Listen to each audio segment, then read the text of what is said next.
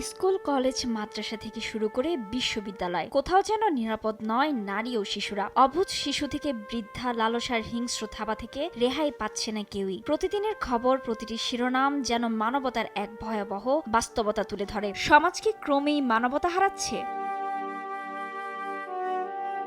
সাধারণত মানুষের প্রশ্ন, পৈশাচিক এসব অপরাধের শেষ কোথায়? আর কত নিরপরাধ মানুষ হবে লালসার শিকার? এই নৃশংসতার উপযুক্ত শাস্তি বিশ্বজুড়ে কি?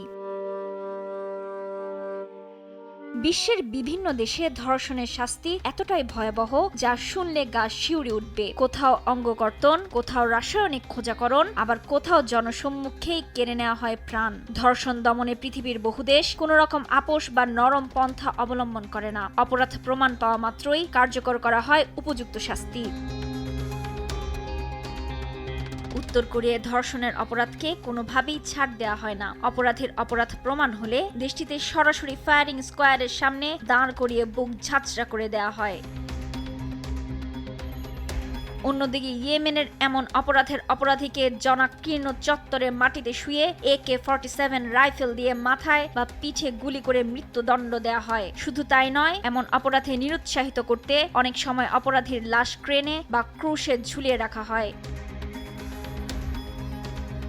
এছাড়া ইসলামিক শরিয়া আইনের দেশ সৌদি আরবে ধর্ষককে জনসম্মুখে এনে তরবারি দিয়ে শিরোচ্ছেদ করা হয়। আবার ইরানেও অপরাধীকে জনসম্মুখে ফাঁসি দেওয়া হয়। এমনকি অপরাধের ধরন অনুযায়ী পাথর ছুঁড়ে মৃত্যুদণ্ড কার্যকর করারও বিধান রয়েছে। চীন সহ আরও একাধিক দেশে ধর্ষণের শাস্তি সরাসরি মৃত্যুদণ্ড, আবার কিছু সময় অঙ্গকর্তন করা হয়। তবে এশিয়ার দেশ পাকিস্তান, ইন্দোনেশিয়া এবং দক্ষিণ কোরিয়ায় ধর্ষকদের জন্য রাসায়নিক খোঁজাকরণ আইন চালু রয়েছে। বিশেষ করে ইন্দোনেশিয়া ও দক্ষিণ কোরিয়ায় শিশুদের উপর যৌন সহিংসতা ঠেকাতে কারাদণ্ডের পাশাপাশি ইনজেকশনের মাধ্যমে অপরাধীর যৌন ক্ষমতা চিরতরে নষ্ট করে দেওয়া হয়।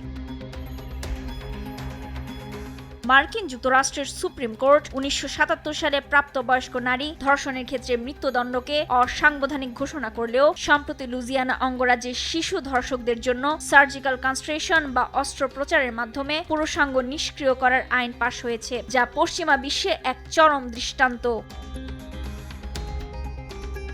এছাড়া রয়টার্সের প্রতিবেদন অনুযায়ী ২০১৮ সালে ভারত জুড়ে তীব্র ধর্ষণ বিরোধী বিক্ষোভের পর এক নির্বাহী আদেশে ১২ বছরের কম বয়সী শিশু ধর্ষণের শাস্তি সরাসরি মৃত্যুদণ্ড করা হয়। আর দেশটির ফৌজদারি আইন অনুযায়ী ধর্ষণের কারণে যদি ভুক্তভোগী মারা যান বা এমনভাবে অসুস্থ হয়ে পড়েন যে তিনি চিরতরে নাড়াচড়া করতে অক্ষম হয়ে পড়েন, সেই ক্ষেত্রেও অপরাধীর শাস্তি মৃত্যুদণ্ড।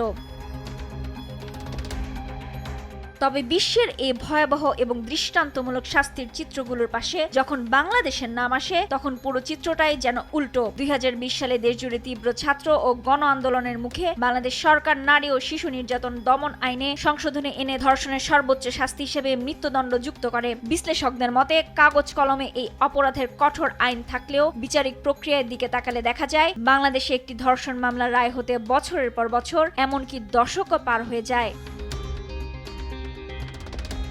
দেশের স্থানীয় গণমাধ্যমের তথ্য অনুযায়ী বাংলাদেশের ধর্ষণ মামলায় ২০০২ থেকে ২০১৬ সালের অক্টোবর পর্যন্ত ১৫ বছরে ঢাকা নারী শিশু নির্যাতন দমন ট্রাইব্যুনালে আসা মামলার তথ্যের উপর ভিত্তি করে একটি অনুসন্ধানী প্রতিবেদনের পরিসংখ্যান অনুযায়ী ধর্ষণের অপরাধে করা মামলার ক্ষেত্রে সাজা হয়েছে মাত্র ৩%, অর্থাৎ ৯৭% ধর্ষণ মামলায় কোনো সাজাই হয়নি। ফলে সর্বোচ্চ শাস্তি মৃত্যুদণ্ড হওয়া সত্ত্বেও তা কার্যকরের নজির নেই বললেই চলে।